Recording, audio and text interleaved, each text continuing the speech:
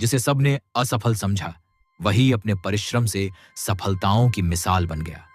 बहुत समय पहले की बात है। शिक्षा प्राप्त करने के लिए बच्चों को अपने घर छोड़कर गुरु के आश्रम में रहना पड़ता था। एक बालक था, अनिरुद्ध। 5 वर्ष की आयु पूरी होते ही उसे उसके माता पिता ने शिक्षा हेतु आश्रम भेज दिया। लेकिन अनिरुद्ध की समझ धीमी थी। जहां उसके साथी 1 वर्ष का पाठ जल्दी ही पूरा कर लेते, वहीं उसे वही पाठ 3-3 साल लगाकर भी ठीक से याद नहीं होता। सहपाठी उसका मजाक उड़ाते और उसे मूर्खनाथ कहकर चिढ़ाते।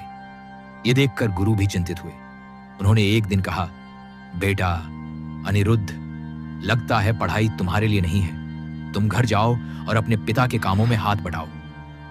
यह सुनकर अनिरुद्ध का मन टूट गया। भारी मन से वह घर की ओर निकल पड़ा।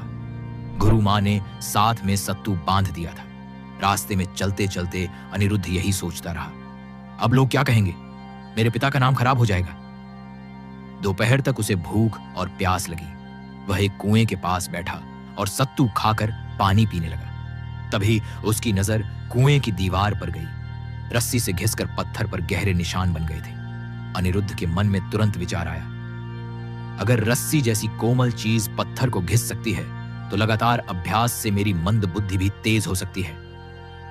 यही सोचकर उसने निश्चय किया और वापस आश्रम लौट आया। गुरु के चरणों में झुककर बोला, गुरुदेव, अब मैं कठिन परिश्रम और अभ्यास से अवश्य विद्या हासिल करूंगा। गुरु उसकी दृढ़ता देखकर प्रसन्न हुए। इसके बाद अनिरुद्ध ने दिन रात पढ़ाई में मन लगाया।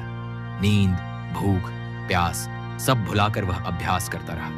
धीरे धीरे उसकी लगन रंग लाई। जो कभी मूर्खनाथ कहलाता था, वही आगे चलकर महान विद्वान आचार्य अनिरुद्ध बना और उसने व्याकरण पर महान ग्रंथ लिख डाला। सीख, निरंतर अभ्यास से सबसे कठिन कार्य भी सरल हो जाता है। दूसरे क्या कहते हैं, यह मायने नहीं रखता। सच्ची जीत आपके परिश्रम और धैर्य से होती है।